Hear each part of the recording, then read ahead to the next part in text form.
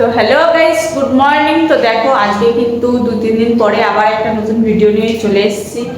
Video যদি না দিতে পেরেছি তার জন্য খুবই আমি দুঃখিত, ঠিক আছে? কারণ সবসময় তো সত্যি কথা বলতে মন মানসিকতা তো ভালো থাকে না, তার জন্য ভিডিওটা করা হয় না। তো যাই হোক না কেন, প্রায় 2-3 দিন হয়ে গেছে ভিডিও পোস্ট করি না। তো আজকে ফাইনালি আবার ভিডিও শুট করছি। তো সকালবেলা তো ঘুম থেকে উঠেই পড়েছি, আর আজকে একটা আলু ভেজানো হয়েছে, বড়ি দেওয়া হবে সেই জন্য। গৌতমকে গেছে বড়ির কাজ করতে, আর আমি এখানে লেগে পড়েছি যে দুধ গরম করছিলাম। আর এখানে চা ও বিস্কুট নিয়ে নিয়েছি, চা বিস্কুট খাবো, তার সাথে দুধও গরম হয়ে গেছে। আর এই যে আমার পাখি সোনাও কিন্তু উঠে পড়েছে। বিস্কুট বিস্কুট খাচ্ছ? ও উঠে পড়েছে, বিস্কুট খাচ্ছে। একটু পরে দুধটা দেবো। শুধু শুধু শুধু শুধু বিস্কুট খাচ্ছ? তাই? আচ্ছা ঠিক আছে, খাও। তো যাই হোক, ফাইনালি তো সময় হয়ে গেছে বড়ি দেওয়ার, কারণ ওদিকে গৌতমরা অলরেডি ঠান্ডা হয়ে গেছে। তো চলো বেশি বক বক করবো না, তাড়াতাড়ি চাটা খাই, জামাটাগুলো চেঞ্জ করি। আর যে ভিডিওটা এখান থেকেই শুরু করছি, পুরো ভিডিওটা দেখতে থাকো। দেখো ফাইনালি কিন্তু বড়ি দেওয়া শুরু হয়েই গেছে, আর গৌতমও চালে উঠে গেছে। এখন তোমরা হয়তো এটাই ভাবছো যে পিসি তো বড়ি দিচ্ছে, আমি কেন বড়ি দিচ্ছি না। মেন ব্যাপার হচ্ছে এই এক ফ্যাটাই হবে মিডিয়াম, ঠিক আছে? এর পরের ফ্যাটাগুলো সব পোস্ত হবে। তো যেহেতু মিডিয়ামটা এক ফ্যাটা পিসি একাই দিয়ে নিতে পারবে, তাই পিসি দিচ্ছে, আমি তো এখন রেস্ট নিয়ে নিচ্ছি।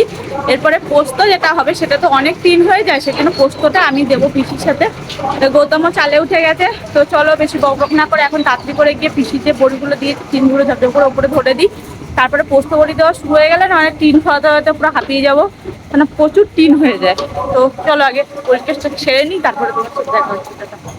তো দেখো ফাইনালি কিন্তু বড়ি দেওয়া কমপ্লিট হয়ে এসছে, আর অল্প একটু বাকি রয়েছে। আমি ছালে উঠেছি, খুশি একা একা দিচ্ছে। আরে অল্পই ডাল ভাঙানো হয়েছে, কিছু মিডিয়াম দিয়েছে, মুসুরি পোস্ত, আর নিচে দিচ্ছে সাদা পোস্ত। এটা অল্প কিন্তু টিন হয়ে গেছে অনেক, পোস্ত বড়িতে এত পরিমাণে টিন হয়। আরে রোদের তাপে না আমি একটা টুপি নিয়ে আসতে ভুলে গেছি, চালে উঠে গেছি বাইরে। ভাই এত গরম, আর এই 2 দিন ধরে এত রোদের তাপ পড়ছে না, সে আর কি বলবো। তো যাই হোক না কেন, বড়ি দেওয়া তো অনেক অলমোস্ট কমপ্লিট হয়ে এসছে। তো চলো ছোট্ট করে আগে কাজটা শেষ করি। পাখি কিন্তু পড়াতে চলে এসছে, হয়তো তোমরা গলার আওয়াজ শুনতেই পাবে। তো বদমাইশি করে না পড়াশোনায়, কি বলবো। তো যাই হোক, কি আর বলবো, বাচ্চা মানুষ একটু কিন্তু সহ্য করতেই হবে। তো চলো কাজ শেষ করি, তারপর আপনার সাথে দেখা হবে। তো দেখো ফাইনালি কিন্তু বড়ি টড়ি দিয়ে এখন বসে পড়েছি খেতে, কারণ রোদের যা তাপ রয়েছে। পোস্ত বড়ি মানে বুঝতেই পারছো এখন উঠে যাবে। তো আজকের মেনুটা কি আপনার সাথে শেয়ার করি, সেটা হচ্ছে ফেনা ভাত, তার সাথে রয়েছে মা মসুরির ডাল দিয়েছে, আমি ওপর দিয়ে একটু ঘি দিয়ে নিয়েছি। কারণ আমার জানি না, অন্য যে কোনো কিছুর সাথে আমার ঘি খেতে খুব ভালো লাগে, কেন তো জানি না। তো যাই হোক বেশি বক বক করবো না, চলো চপচপ করে খেয়ে নিই, কারণ বেশি কথা বলার একদমই টাইম নেই। চলো। তো দেখো বড়ি ফড়ি দেওয়া শেষ করে খেতে বসেছিলাম। খাওয়াটা মনে হচ্ছে আর পেট অবধি যায় না খাবারটা, এই গলার টাকরে রেখে আটকায় রয়েছে, কারণ এত তাড়াহুড়ো করে খেয়েছি। আর এখন উঠে গেছি চালে, বুঝতেই পারছো, কারণ বড়ি উঠে গেছে। এত রোদ্রের তাপ যে খাবার টাইমটুকু ঠিকঠাক করে পেলাম না, এত তাড়াহুড়ো করে খেতেছি। এখন আমার পেটটা কেমন ব্যথা করছে, আর পাচ্ছি না। তো যাই হোক, এই দেখো গৌতম নিচে ঢালছে পোস্ত, আর এখন আমি চালের পোস্তগুলো আর এই মিডিয়ামটা ঢালবো। তো বেশি বক বক করবো না, খানা চালে প্রচন্ড গরম। আগে বইটা ঢেলে নি, তারপর দেখা হচ্ছে। সেটা বড়ি টড়ি দিয়ে এখন চলে এসেছি বড়ি ভরতে। এই যে দেখো বড়ি ভরতে চলে এসেছি, কারণ কারণ মার্কেটে যাওয়া হবে, সেজন্য এখন বড়ি ভরে দিতে হবে। এই একটা রয়েছে মিডিয়াম শুকাচ্ছে, ওটাও করতে হবে। মিডিয়াম 100 করতে হবে, মানে কালকে কাকিটা কিছু করে দিয়ে গেছে, আর এই বড়িগুলো যেহেতু শুকায়নি সেজন্য এগুলো করতে পারিনি। তো এখন আমরা এগুলো একটা একটা করে শুকাবে, আর একটা করে প্যাকেট করবো, তারপরে গৌতম যাবে মার্কেটে। তো দেখো এতক্ষণে কিন্তু ভরাও হয়ে গেছে।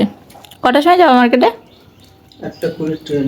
1:20, তার মানে 12টার মধ্যেও বেরিয়ে যাবে, ঠিক আছে? তো চলো রাত্রি করে আগে কাজ বাজটা শেষ করি, তারপরে তোমার সাথে দেখা।